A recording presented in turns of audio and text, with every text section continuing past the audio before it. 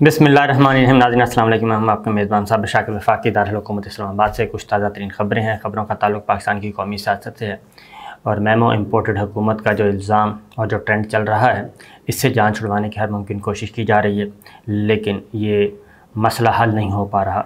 बल्कि उसकी जगह पे अब सितम ज़रीफ़ी देखें कि इम्पोर्टेड हुकूमत का ट्रेंड तो नहीं हट रहा और मेमो भी आ गया और वो रोज़ाना से रोज़ाना फैलता जा रहा है कि वो खुफिया मरासला जो है वो उसको छुपाने की भी कोशिश की गई शुरू में, और फिर बड़ी मुश्किल से वो बरामद हुआ।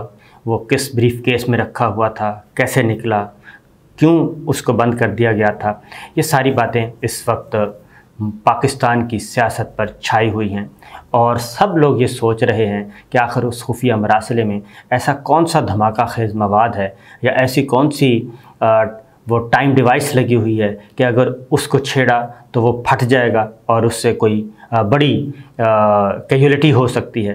ये इस तरह की बातें अब हो रही हैं और क्यों सारी की सारी मशीनरी जो है वो ये साबित करने की कोशिश की जा रही है और साथ उसके अब कुछ ज़ाहिर है नई हुकूमत के वज़रा भी उसके साथ शामिल हैं, लेकिन मसला ये है कि तमाम वज़रा के जो ज़मीर हैं वो एक तरह के नहीं हैं, बल्कि बहुत सारे ज़मीर ज़िंदा भी हैं और वो बावजूद कोशिश के उस बात को नहीं छुपा पा रहे।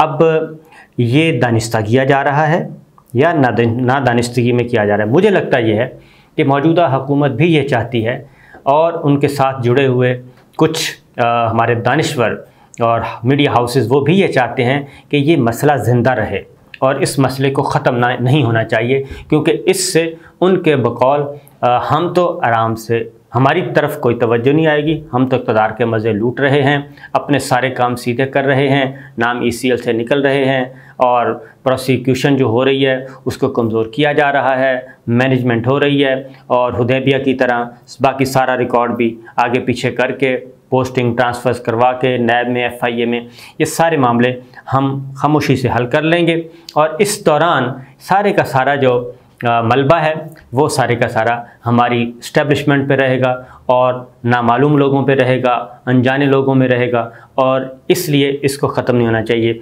और एक वज़ीर आते हैं, राना सनाउल्लाह साहब आते हैं, वो कहते हैं कि असद मजीद साहब ने तो ये बात ही नहीं की मीटिंग में और असद मजीद साहब ने तो कहा कि मैंने कोई ऐसा नोट ही नहीं लिखा।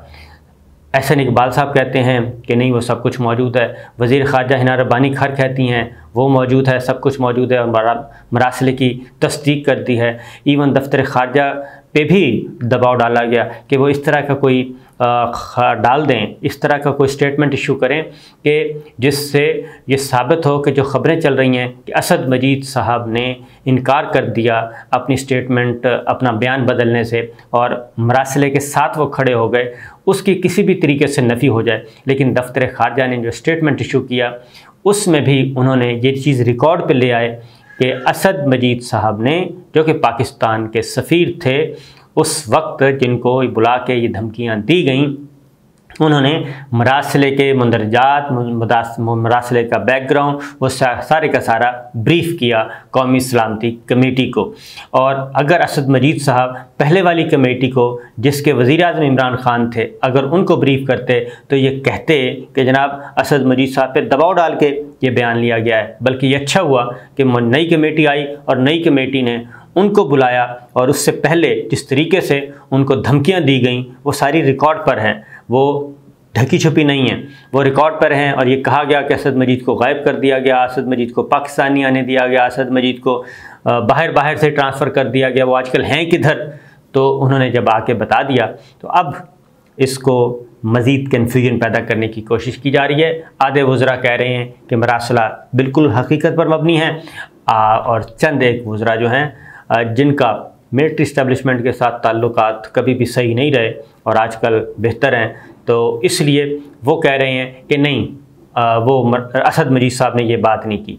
तो ये सारी झुंझलाहट जो है कोई ना कुछ तो है जिसकी पर्दादारी है। और मैं अपने दोस्तों से कहूँगा, अपने दोस्तों से मुराद अपने दोस्त हैं, उनको कहूँगा कि इस सारे इवेंट से पहले, तहरीक-ए-अदम-ए-एतमाद, इम्पोर्टेड मेमो, इस सारे से पहले आपके लिए पाकिस्तान के अवाम ज़िंदा दिली से, दिलो जान से आपके हक़ में नारे बुलंद करते थे, आपके लिए देखते थे, आपके लिए ट्रेंड चलाते थे और आपको कहने की ज़रूरत नहीं पेश आती थी, आपको कभी कोई चीज़ भेजने की ज़रूरत पेश नहीं आती थी, खुद ब खुद ट्रेंड चलते थे और पाक फौज जिंदाबाद के नारे लगते थे और सब के सब लोग आपको वेलकम करते थे।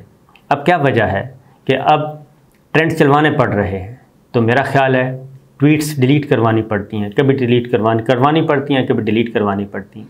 तो ये सारी चीज़ें क्यों हैं, आप ख़ुद सोचें इस सारे मामले में कि आखिर ऐसी क्या चूक हुई है आप लोगों से, क्या गलती हुई है, क्या जाने में अनजाने में, जैसे भी अनजाने में हुई है, नादानिस्तगी में हुई है, ट्रैप हुए हैं, क्या हुआ है ये सब कुछ। और ये सारे का सारा एक हंसता बसता जो आपने सेटअप था वो सारे का सारा बर्बाद करके रख दिया है। उसकी वजह यह है कि ये चीज़ ख़त्म होने वाली है नहीं, ये चीज़ ख़त्म होने वाली नहीं है।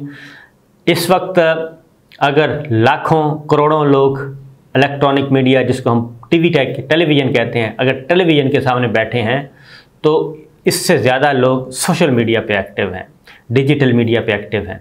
वो सारी हकीकतें जानते हैं, वो सब की सब हकीकतें जानते हैं और वो जान चुके हैं। इवन मैं कुछ भी नहीं कहूँगा, आप अपने बच्चों से पूछ लें, आप अपने बच्चों से पूछें जो स्कूल लेवल के हैं, उनसे पूछें कि आर्टिकल 69 क्या है, वो बता देंगे आपको। आर्टिकल 63A क्या है, वो भी बता देंगे आपको। और 10A क्या है, वो बता देंगे। और नैब ऑर्डिनेंस क्या है, वो बता देंगे। ECL किसे कहते हैं, वो बता देंगे। ECL से नाम कैसे निकले, वो बता देंगे। तो ये सारी चीज़ें वो खुद ही आपको बता देंगे। वो आपके मौक़िफ़ की वही हमायत नहीं करने के लिए तैयार, तो आप कैसे कह सकते हैं। तो एक बात और भी बता दूँ, आज ज़रा एक छोटी सी बात आपको बताता हूँ। खैर आगे चलिए, अब क्या हो रहा है, मैं ज़रा एक बहुत ही बात बताने लगा हूँ। शहबाज शरीफ साहब गए बलूचिस्तान में, शहबाज शरीफ साहब बलूचिस्तान में गए वज़ीर आज़म, और वहाँ पे जाके उन्होंने जो गुफ्तगू की है बड़े ही पोलाइटली उन्होंने हमारी मिलिट्री इस्टेब्लिशमेंट को और हमारे इंटेलिजेंस इदारों को उनको मुर्द इल्ज़ाम ठहराया है और बड़ी बारीक वारदात वो करके आए हैं। ये कोई फेक न्यूज़ नहीं है, ये हकीकत पर मबनी है। वो बलूचिस्तान गए, पहला विज़िट था उनका, और उन्होंने वहाँ पे क्या किया। इस वक्त आपको पता है कि जो बलूचिस्तान में जो सबसे ज़्यादा लोग जो हैं, वो सबसे ज़्यादा इशू क्या बनाया हुआ है, पिछली गवर्नमेंट कि जी हमारे लापता अफराद हैं। MQM भी कहती है हमारे लापता अफराद हैं, और बलूचिस्तान में भी दो एक जमातें वो कहती हैं हमारे लापता अफराद हैं। अब लापता अफराद कौन से हैं ये लोग, पहली बात है कि ये इल्ज़ाम लगाते हैं कि इंटेलिजेंस इदारों ने हमारे अफराद उठाए हुए हैं। MQM भी ये कहती है, और बलूचिस्तान की पार्टियां भी जो कि कॉम्प्रस्त हैं वो भी कहती हैं। अब तहकीकात होती हैं, तहकीकात में बहुत सारे लोग जो लापता अफराद की लिस्ट में डाले हुए थे वो पता चला अफ़गानिस्तान में मारे गए हैं, वो पता चला पाक ईरान बॉर्डर पे मारे गए हैं, वो पता चला वो कुलभूषण के नेटवर्क में थे। तो ऐसे लोग भी हैं, और इस सिलसिले में बाकायदा तौर पे ब्रीफ़ किया जाता है। जो भी वज़ीर आज़म आता है उनको, वज़ीर दाखिला को, सबको ब्रीफ़ किया जाता है। और शहबाज शरीफ साहब तो माशाल्लाह बड़े तजर्बाकार हैं। अब हुआ क्या है, वो वहाँ पे जाके अब पाक फ़ौज के ख़िलाफ़ और हमारे इंटेलिजेंस इदारों के ख़िलाफ़ बातें कर रहे हैं। ये हो सकता है आप लोगों को समझ ना आई हो जो उनके साथ थे, लेकिन उन्होंने क्या किया, उन्होंने बड़ी बातें की। उन्होंने कहा कि जोमा से मेरी बातें हुई हैं, तरक्याती मंसूबों में मुलाकात की है, बलूचिस्तान के मसाइल पे खुलकर बात करते हैं। अब आगे जाके कहते हैं कि ये जोमा लापता अफराद की बात कर रहे हैं। ये शहबाज शरीफ साहब बता रहे हैं, वज़ीर आज़म शहबाज शरीफ, कि ये जोमा लापता अफराद की बात कर रहे हैं। सिर्फ सियासी रहनुमाओं ने नहीं बल्कि वकला ने भी मेरे साथ बात की है। हमें आपसे तवक्कुआत हैं। कहते हैं तरक्याती काम बहुत ज़रूरी हैं, लेकिन इससे हटकर ये जो दूसरे मसाइल हैं, लापता अफराद और मसाइल को हल करें। अब शहबाज शरीफ साहब क्या कहते हैं, शहबाज शरीफ साहब कहते हैं सरदार अख्तर जान मैंगल BNP मैंगल के सरबराह हैं, उन्होंने भी ताकीद से मुझे बार बार जिक्र किया है और इसलिए खुलूस दिल के साथ आवाज़ उठाऊँगा।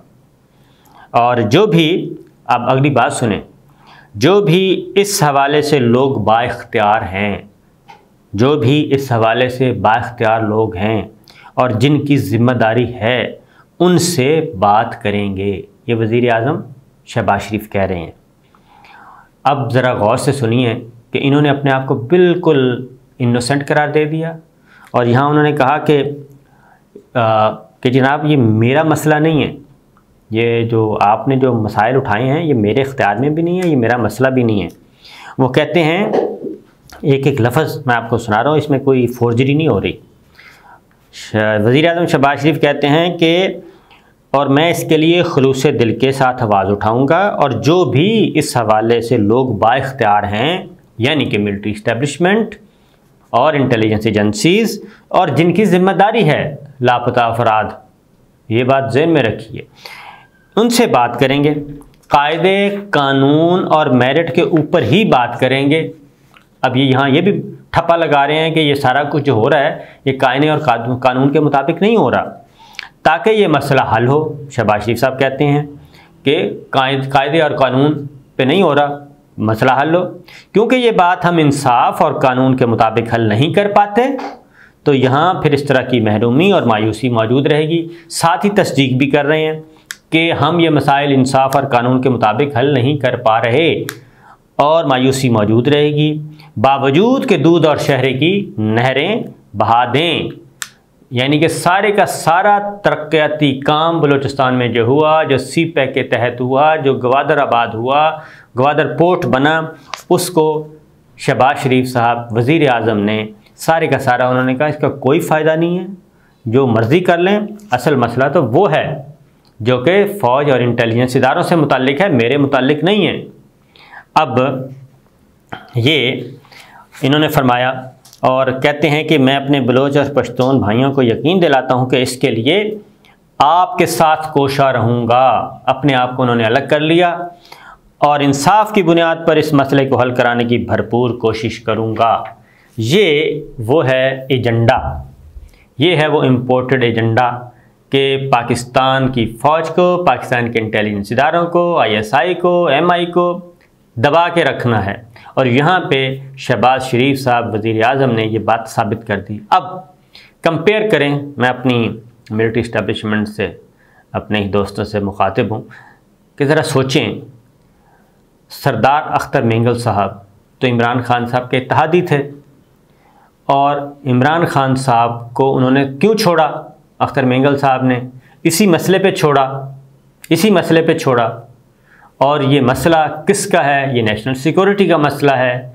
ये आप लोगों को भी पता है कि ये लोग जिन्होंने हथियार उठाए हुए हैं, जो अफ़गानिस्तान में भी हैं, जो बैरून मुल्क में भी हैं, यूरोप में भी, आप लोगों ने ख़ुद हमें ब्रीफ़ किया कि कौन कौन कहाँ से फंडिंग ले रहा है। तो इस मसले को इमरान खान साहब ने ओन किया था, आपकी तमाम ब्रीफिंग्स को दुरुस्त मानते हुए अपने ऊपर लिया था। और अख्तर मेंगल साहब ने जब हुकूमत छोड़ दी थी, इमरान खान साहब के इत्तेहादी के तौर पे अलहदा हो गए थे, तो उन्होंने कुर्बानी दी थी, वरना इन वोटों को रोक सकते थे। इमरान खान साहब आपको भी यही गुफ्तगू कर सकते थे जो शहबाज शरीफ साहब करते हैं कि भाई मेरा मसला नहीं है, तो मिलिट्री इस्टेब्लिशमेंट और इंटेलिजेंस इदारों का मसला है, लेकिन उन्होंने ऐसा नहीं किया। उसके बाद दूसरी जमात MQM है। MQM ने भी यही कहा कि हमें 9-0 वापस करें, हमें जेलों में जो कैद लोग हैं वो वापस करें और उनको रिहा करें, हमारे भी पता नहीं कितने लोग मिसिंग हैं। तो इमरान खान साहब ने उनसे भी कहा कि ये नेशनल सिक्योरिटी का इशू है, इस पे मैं बिल्कुल अपना वेटो पावर इस्तेमाल नहीं कर सकता, नहीं करूँगा। और इमरान खान साहब ने भी जो आपने ब्रीफिंग दी थी उसको फॉलो किया, उस पे अमल किया, उसको सच जाना और MQM से भी हाथ धो बैठे। तो ये है वो फ़र्क जनाबे हमारी इंतहाई मोहतरम मिलिट्री इस्टेब्लिशमेंट और मिलिट्री लीडरशिप के शहबाज शरीफ साहब कोयटा में जाते हैं, पहले विज़िट में उनकी ये तकरीर मौजूद है, तकरीर आगे पीछे नहीं हुई, तकरीर उनकी मौजूद है। उन्होंने भरे मजमे में ये लाइव टेलीकास्ट की गई और ये सारा कुछ किया गया और मलबा फेंक दिया आप लोगों पे, मिलिट्री लीडरशिप पे, इंटेलिजेंस इदारों पे। तो ये फ़र्क है जनाब उनमें और इनमें। तो आप ख़ुद सोचिए कि आपने क्या किया। इजाज़त दीजिए, अल्लाह हाफ़िज़।